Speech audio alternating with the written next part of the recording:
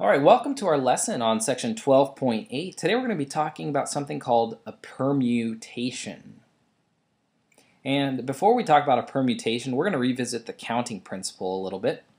It says if a first experiment can be performed in m distinct ways, and a second experiment can be performed in n distinct ways, then the two experiments in that specific order can be performed in m times n distinct ways. If we have multiple experiments, we just keep multiplying the number of ways each experiment can be performed. So in example 1, it says a license plate is to consist of 2 letters followed by 3 digits. And we want to determine how many different license plates are possible if repetition of letters and digits is permitted. So when we set this up, I can see I have 2 letters. And then it's going to be followed by 3 digits. So I just kind of leave placeholders for everything that we have. Now, if we're talking letters, there are 26 letters in the alphabet, so we do get 26 possibilities here. And because repetition is permitted, for my second letter, I'm still going to have 26 letters. Now for the digits, there's 10 of them, 0 through 9. Okay, so that equals 10 total digits. And if we can repeat them, then I'm going to have 10 for each of these digits as well. Now the counting principle says all we have to do is multiply these possibilities together, and we get a total of 676,000 different license plates. Now in letter B it says repetition is not permitted. So now we still have 2 letters followed by 3 digits. And for our first letter I can choose 26. But because repetition is not permitted, there's only going to be 25 possibilities for my second letter since I used one of them. For the digits, there are 10 digits, but I can't repeat them, so it's just going to go down to 9 and then 8 for my third digit. Okay, and so we're going to multiply these together, and we get a total of 468,000. Now you can see here when repetition is not permitted, we are going to get fewer license plates. Now in letter C, we have even more stipulations. We have the first letter must be a vowel, and the first digit cannot be a 0, and repetition of letters and digits is not permitted. So we still have 2 letters followed by 3 digits. Now the first letter must be a vowel, A, E, I, O, or U. So that's 5 possibilities. The second letter can be anything, but it can't be whatever this first one was. So that means there are only 25 letters remaining. Okay, now the first digit here can be anything except a 0. So that means there's only going to be 9 possibilities. Okay, now repetition of letters and digits is not permitted. Okay, so whatever we chose right here, we can't choose again. So out of the 10, there are only 9 left. Okay, and then whatever we choose for our second one, we can't choose for the third one. So there's only going to be 8 choices for the next one. So now we'll multiply these together. And now we only have 81,000 different license plates. Okay, so you can see the more stipulations there are, the fewer license plates we're going to have. Alright, let's move on. Alright, in example 2, it says at a baseball card show, Kristen DeMarco wishes to display 5 different Mickey Mantle cards. In how many ways can she place the 5 cards in a straight row? So let's go ahead and put the 5 cards here. So 1, 2, 3, 4, and 5. And when we look at this, there are 5 cards, so how many could go in this first place? Well, 5 of them could go here. Now once you put a card down, you're obviously not going to pick it up again. And so that means we have 4 cards, 3 cards, 2 cards, and 1 card. So in this case, since we're leaving the items, there is no replacement, and the number goes down by 1 each time. So if we multiply this together, we have 120 different arrangements. Now in letter B we have the stipulation. If she wants to place Mickey Mantle's rookie card in the middle, how many ways can she arrange the cards? So we still have 5 cards, but here in the middle, this has to be the rookie card.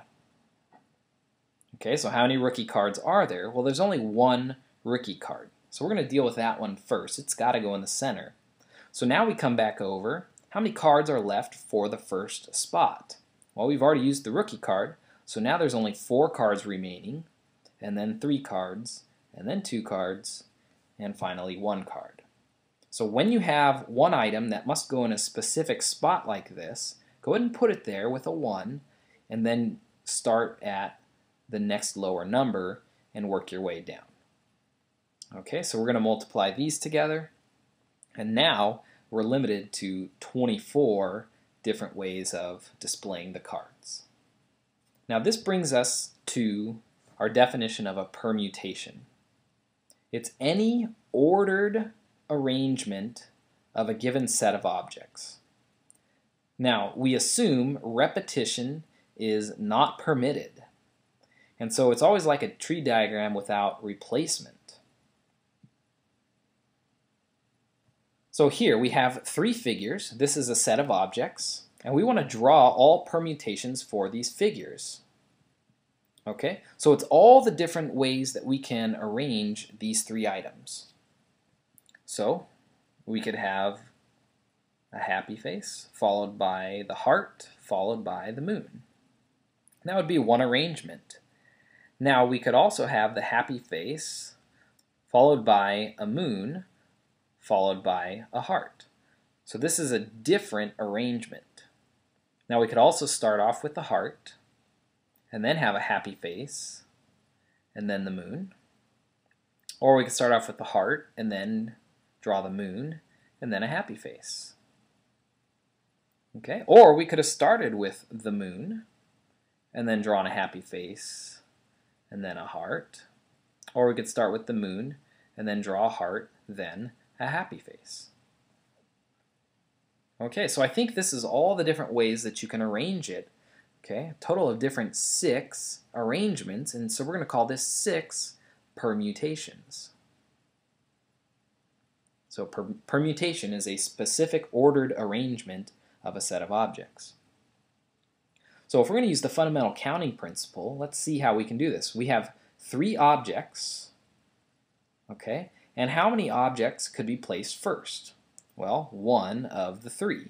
So we have 3 objects there. And once you place 1, now there's only going to be 2 left. And once you place another one, then you're only going to have 1 left. And if you multiply this together, you can see we get 6 permutations. Now notice this is done without replacement. So that's how we can think about these permutations. Now there's another thing that we talk about when we're finding permutations. And the number of permutations of n distinct items is n factorial. Okay, so it's the n with the exclamation point. And what that means is you take n, whatever number it is, times n minus 1, times n minus 2, so on and so forth, until you get to n minus x. Okay?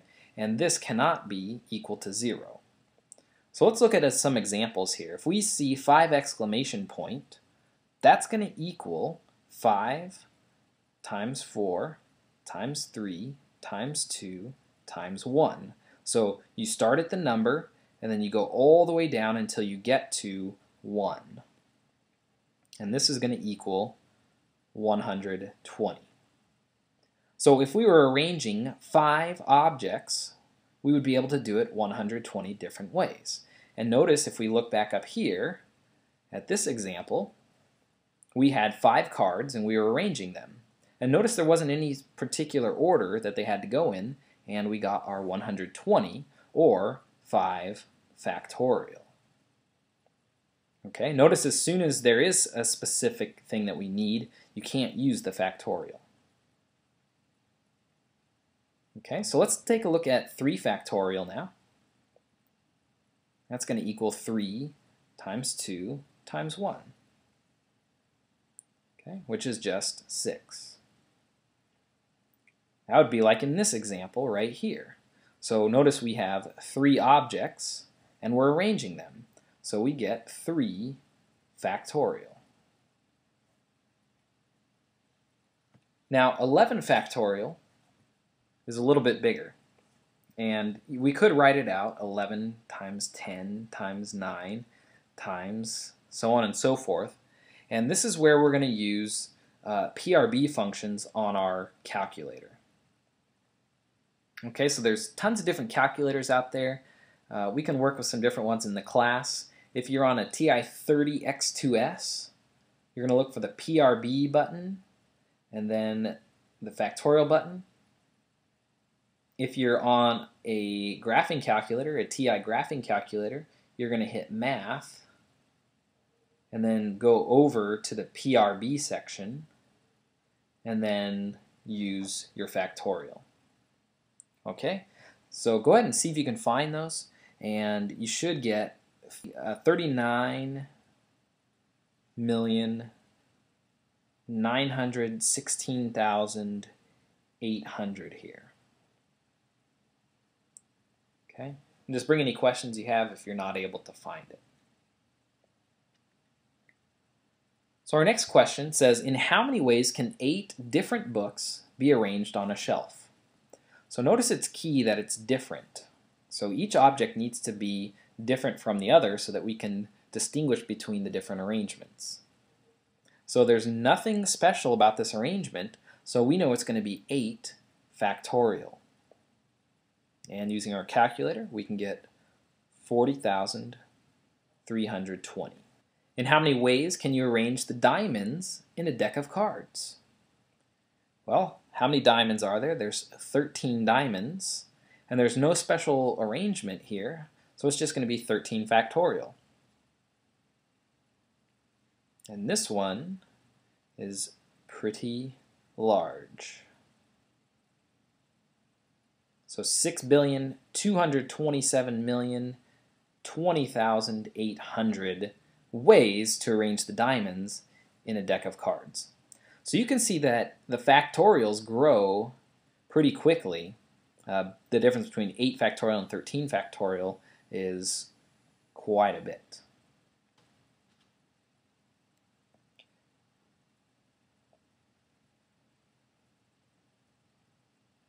Now in example 6, we're going to start talking about permutations when we have a set of objects, but we're choosing only a few of the objects to be arranged. So we have the 5 letters, P, Q, R, S, and T. And the question says, in how many distinct ways can 3 letters be selected and arranged if repetition is not allowed? So what we're going to do here is think about this in terms of what we were just doing.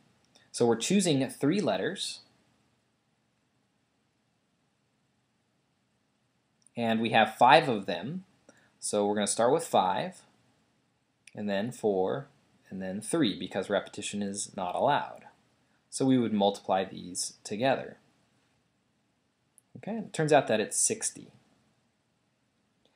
Now, notice this was not just a straight factorial problem because we only had 3 letters. So in this example, we selected only 3 out of the 5 total letters, and the way we show that is using this notation right here. Okay, and we say 5p3. And what that means is the number of permutations of 5 items taken 3 at a time. And what 5p3 means is this. It means start at the number 5 and then go out 3 more.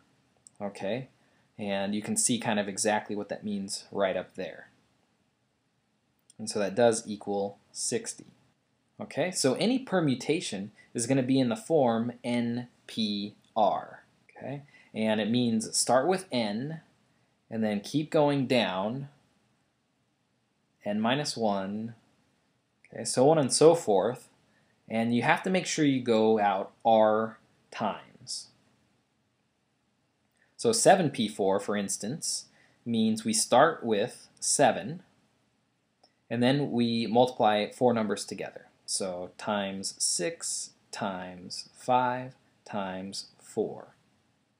Okay, so this 7 means we start with the 7, and this 4 means we have 4 numbers we have to multiply together. Okay, and this equals 840.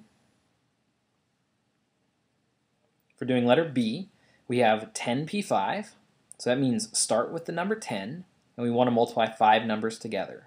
So 9, 8, 7, and 6. So notice here we have 5 numbers, and that's where that 5 comes from, and we started with the number 10. Okay, and that's going to equal 30,240. All right, so in letter C, we have 9 items and we're choosing 3. So that's just going to be 9 times 8 times 7. Okay, so start with the 9 and go out 3 spaces. And that's going to give us 504 permutations. Now there's also a formula for this that we'll take a look at next. Okay, and it's selecting r objects out of n objects, and the number of permutations is going to be n factorial over n minus r factorial. Okay, and what that essentially does is give us the shortcut that we were just working with. So let's take a look at a word problem here. You're among 8 people forming a club, and you decide to randomly select a president, a vice president, and a secretary. How many permutations of officers are possible? Now it's very important that there are 3 different officers, because when we look at permutations, we want to see different. So here we have 8 people forming a club, and we're picking 3 different ones out of those 8. So this is going to be 8p3. And we know, let's go ahead and show how the formula works. So that would be 8 factorial over 8 minus 3 factorial, okay, which is 8, 7, 6, 5, 4, 3, 2, 1, over, well, 8 minus 3 is 5, so 5 factorial would be 5, 4, 3, 2, 1. And you can see here what's going to happen is the 5, 4, 3, 2, 1 is going to cancel, and we're just going to be left with 8, 7, 6. And that's exactly what we were doing with the shortcut, where we start with 8 and we go out 3 spaces. Okay, so I kind of taught you the shortcut first, but the formula, I'm just showing you how it works. And so if we do 8 times 7 times 6, we get a total of 336. Okay, so when we think permutations, we have to think different, and then we get an 8p3. Okay, so in example 9, an Adidas warehouse has 10 different styles of shoes, and they wish to send a different shoe to each of 6 different stores. So how many ways can the shoes be distributed? So notice there's different styles of shoes going to different stores. So that's going to tell me that it's 10p6. Okay, which is start with the 10 and go out 6 spaces. So 9, 8, 7, 6, 5, and then multiply those together, and we get a total of 151,200 ways that you can distribute those shoes. So the manager would have quite a few decisions about how to send those shoes out. Now what happens if not all of the objects are different? Okay, so now we're going to talk about permutation of duplicate objects. So it turns out that the number of distinct permutations of n objects, where n sub 1 of the objects are identical and n sub 2 of the objects are identical, all the way up to n sub r of the objects are identical, is found by this formula: n factorial divided by n sub 1 factorial times n sub 2 factorial times, well, all of them to n sub r factorial. So let's take a look at the word Bob, B-O-B. How many permutations of the name are there? Well, let's go ahead and draw them. So we can do BOB, or we can switch the O and the B and get B, B, O. If I switch these B's, I would still have BOB, which is the same thing. And notice permutations must be different and they can't be the same. So that one's out of the running there. So the only thing left to do is switch to an O first, and then I would have BB. And again, the same thought process. If I switch those B's, I would still have OBB, which is identical. And so that doesn't count as a permutation either. Okay, so there's really only going to be 3 permutations here. But if we try what we were doing before and saying, well, this is just 3 factorial because there's 3 items, notice I would get 3 times 2 times 1, which is 6. And that's a problem. So anytime you have duplicate items, you have to use this formula right up here. So what you do is go ahead and determine how many items there are in the word. And there's 3. And then you want to choose, figure out how many of each letter there are. Okay, so how many B's are there? Well, there's 2. And then how many O's are there? Well, there's 1. So now we take it and go 3 factorial and divided by each of these factorial in the denominator. So we're going to go 2 factorial and then times 1 factorial. Now, just a note that the 1 factorial doesn't really change anything, but if you're worried about how to do this, it's just the easiest to think, here's all the letters, how many times they happen, we get our factorial. So this is going to be 3 times 2 times 1 divided by 2 times 1 times 1. And the 2's and the 1's will cancel, and we'll be left with 3 possibilities. Okay, so by dividing down here, we're actually getting rid of some of these 1's where they switch. So let's try it for the word statistics. How many ways can we arrange this? Well, how many letters are in statistics? Well, we have 1, 2, 3, 4, 5, 6, 7, 8, 9, 10. So there's 10 letters in the word statistics. And let's go ahead and find out how many of each letter we have. So how many S's are there? Well, there's 1, 2, 3 S's. How many T's are there? 1, 2, 3 T's. How many A's do we have? Now it looks like just 1. We already did a T. How many I's are there? Looks like there are 2. I already did all those, and all we have left is a C, and there's 1 of those. Okay, so those are all of our letters and their counts. So if we want to find the number of different arrangements, we're going to do n factorial, which is 10 factorial, over all of these letter factorials underneath. So 3 factorial, 3 factorial, 1 factorial, 2 factorial, and 1 factorial. Now you could put this straight into your calculator just like this, and it'll give you the answer. Or we can expand the factorial. 10, 9, 8, 7, 6, 5, 4, 3, 2, 1. Divided by, well, this one would give me 3, 2, 1. This 3 factorial would be another 3, 2, 1. 1 factorial we don't need to write, and then 2 factorial would be 2, 1, and then a 1 factorial is just 1. And now you can just cancel things out. Okay, so that 3, 2, 1 would cancel here. This 3, 2, 1 equals 6, so that would be gone there. And then this 2, 1, we could divide into the 4 and be left with a 2. And so we'd be left with 10 times 9 times 8 times 7 times 5 times 2.